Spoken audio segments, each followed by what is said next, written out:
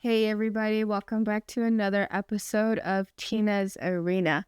Today, I wanted to talk to you about boredom eating. So, maybe you don't resonate with emotional eating because it doesn't feel like you're coping with any sadness or pain when you decide to binge eat. Maybe you resonate more with boredom eating. So there's a Japanese word for that my client showed me called kuchi sabishi, and it directly translates to mean lonely mouth syndrome. But what it actually describes is something similar to boredom eating. So when your mouth gets too lonely and it wants a little something something, then you eat. And although that doesn't it doesn't have to feel like emotional eating, you are coping with something. You're coping with boredom, right? So your brain is telling you that it doesn't want to be bored. And so your body is telling you to eat. And a lot of people don't eat out of boredom. So why are we eating out of boredom? It's because it's so easy, right? Like food is always readily available and it is so easy to grab something fun, something exciting, and something delicious to snack on. And if this is a problem that you struggle with, it's probably because it's a habit that's been repeated in your previous past behaviors over and over and over. And the more often you repeat a habit, especially a successful habit, meaning that your eating successfully cured your boredom, which oftentimes it does, even temporarily, the more and more times you repeat a successful habit, the easier and more automatic they become, especially if they are successful and rewarding and give you dopamine hits and they're exciting and there's chocolate and sugar involved. Yeah, of course, it's going to be so easy for your brain to tell you in the future, next time it gets that little feeling of boredness, like, oh, I should go eat something. A lot of people don't boredom eat, maybe because they have trained themselves to do something else instead of boredom eating. Maybe they've trained themselves to go for a walk. Maybe they've trained themselves to be like, oh, I'm bored. I'm going to get a book to read. You tend to boredom eat, and it doesn't feel like you're running away from anything. It's just, I'm bored and I want to eat. What next? Well, sometimes we're not even aware that this is happening, right? When we have habits, and things are habits, a lot of time they are subconscious. So the first step to stopping this habit cycle, if you don't want it to happen anymore, is to become aware.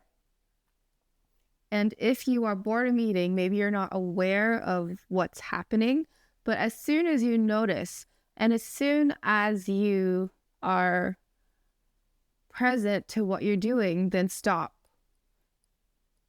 And what I mean by that is just like take a pause, do some deep breathing, and come to be present in the moment.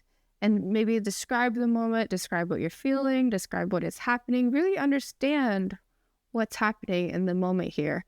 Maybe you can be like, oh, I am eating this bag of chips. It doesn't even really taste good, but I keep eating it and I don't know why. Then you can be like, oh, okay, well, maybe I'm bored right now and there's nothing else for me to do. And the easiest thing for me to do right now is to eat a bag of chips. And that is occupying my mind so I don't have to feel bored while I eat these bag of chips. But in reality, you probably do feel bored. You're probably scrolling on TikTok at the same time, right?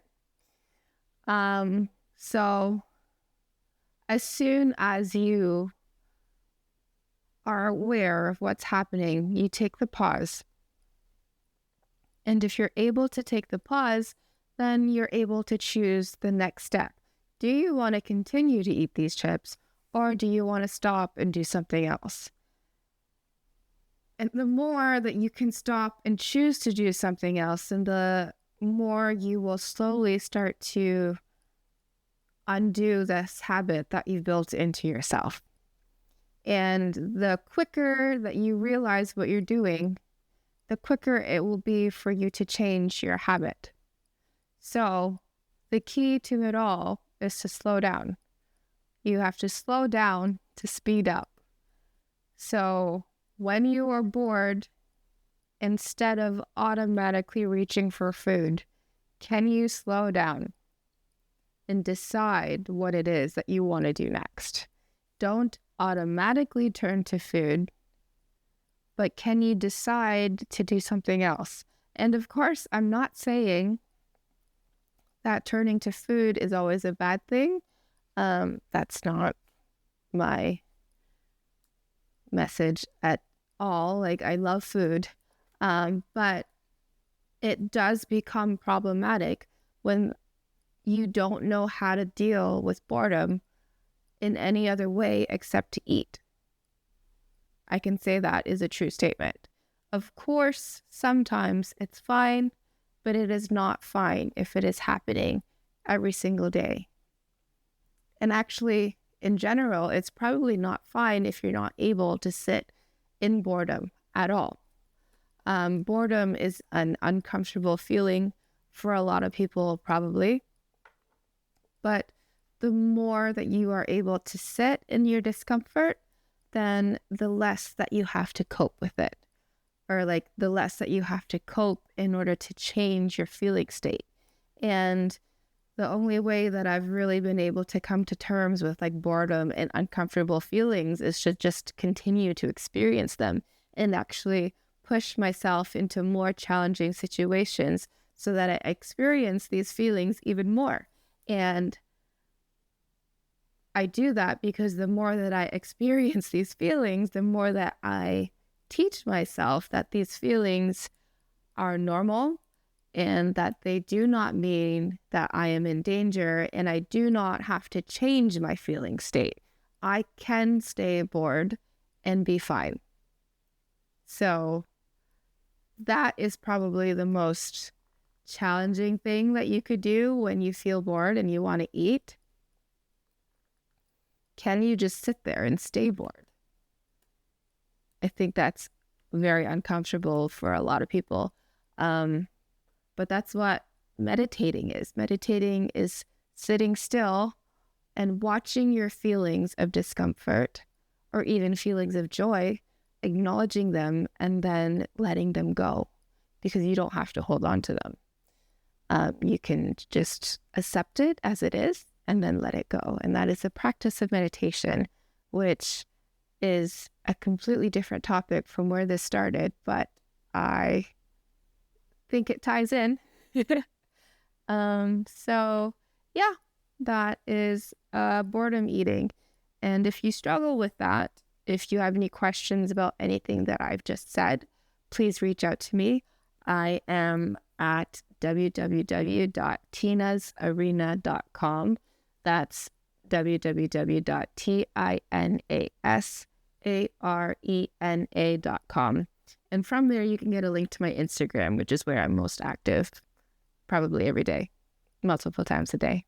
So reach out, and I hope to hear from you soon. See you next week.